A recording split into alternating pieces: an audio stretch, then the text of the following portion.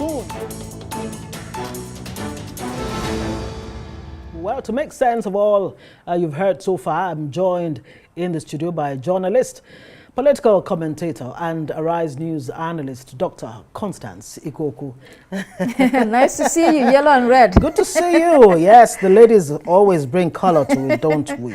Yes. Right, where do we even begin to unpack it from? Let's go political first. Yes. The events in Edo State, a primary that you would expect would be as simple as ABC.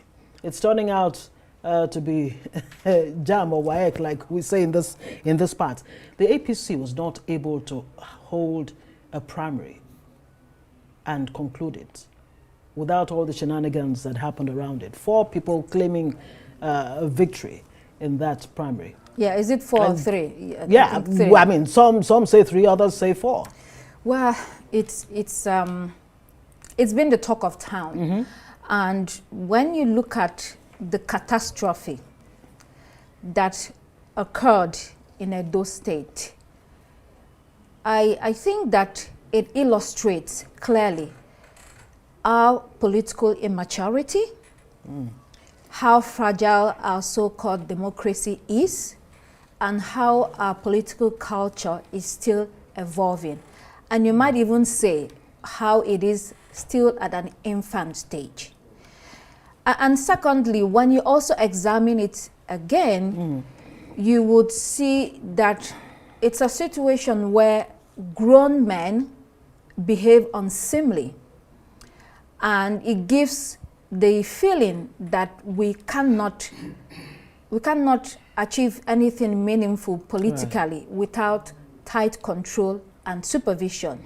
Because if not, how do you explain that you have a primary election, 3 candidates were declared winners by 3 different people.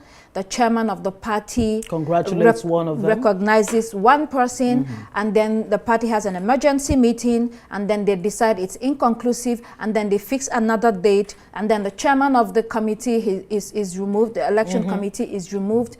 I think it also shows we have a people problem, because these are people involved conducting all these elections and naming people and all of that.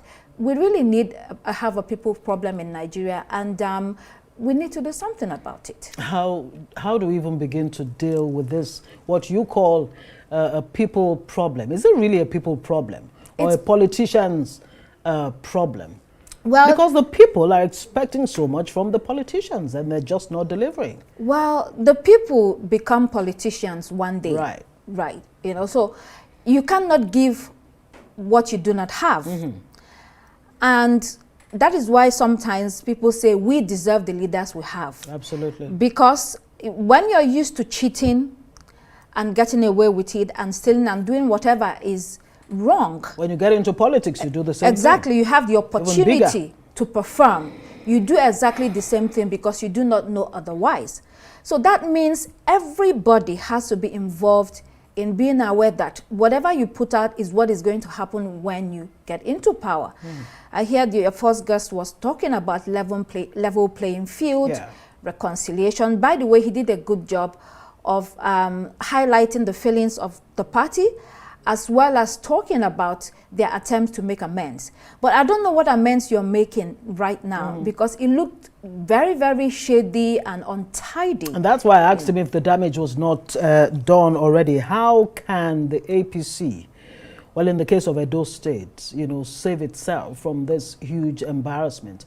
What's a guarantee? What are the guarantees that tomorrow you'll actually have a level playing field convincingly? Well, we will have to see. But the other thing also is that why are elections fought so bitterly?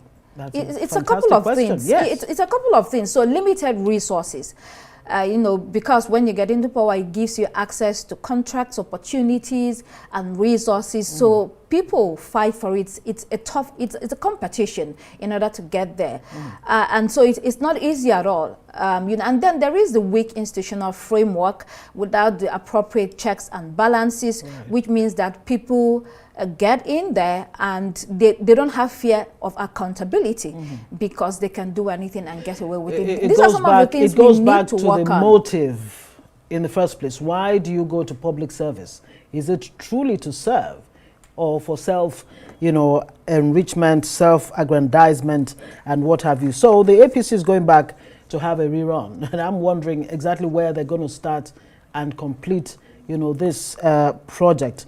And just like we pointed out earlier, well, now that the chairman of that committee has been removed, how much difference really would it make? Because Basio too is actually the deputy to Hope Uzodimma while he was the chairman of that committee. It's not certain what difference it will make. We'll just wait and see. But we're talking about the institution again. Right. And, the motive. You talked about the motive. Yes, motive is one thing.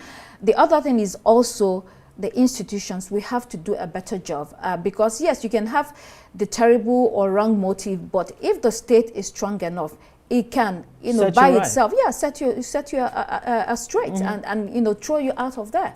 So that's a lot of work that needs to be done in that area. But also Nigerians personally, we need to do better on an individual basis. Right, we'll have barely 3 minutes to go. Let's talk about the issue of the food crisis. We've been talking about this till we're blue in the face.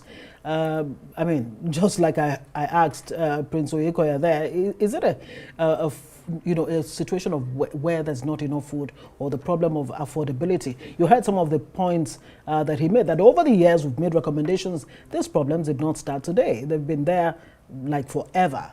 But there seems not to be the political will to do the right thing, whether it's in agriculture, health, or what have you.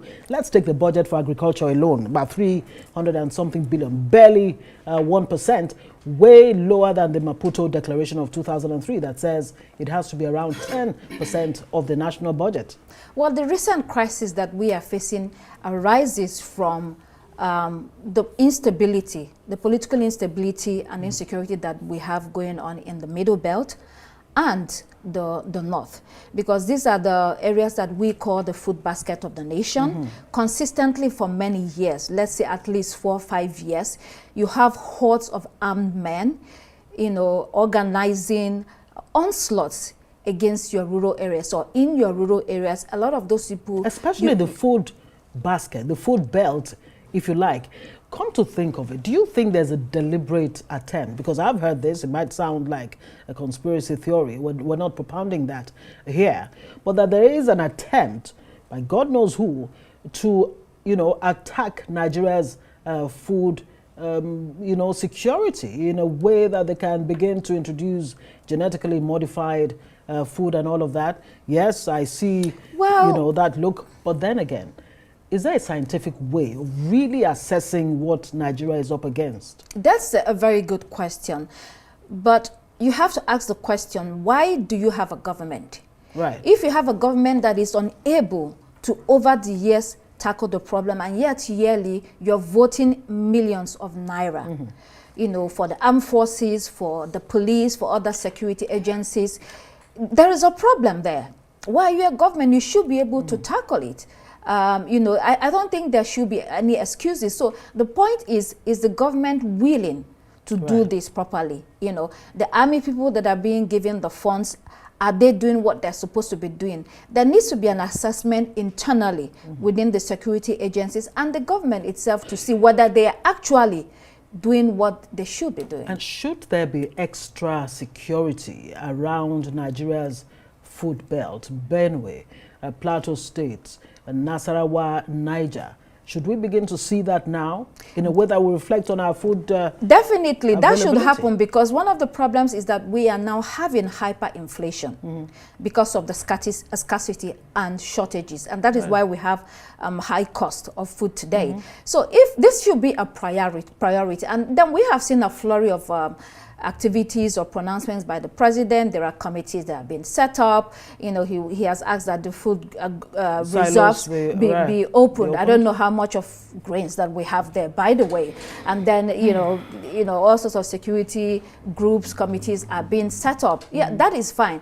But is that movement or motion without movement? How do you say it? Movement and motion, or moving but without motion, or motion without movement. Does what that of the really two? Motion just would that really do anything? So there's a lot of work to be done. Motion without movement. Dr. Constance Ikokwu, thank you so much. You're welcome. Good to see you again. Well, that's it for this edition of Arise Prime Time. Do join us again tomorrow from me, Ngozi Alebu, and the entire team here in Abuja. Goodbye. I'll see you shortly.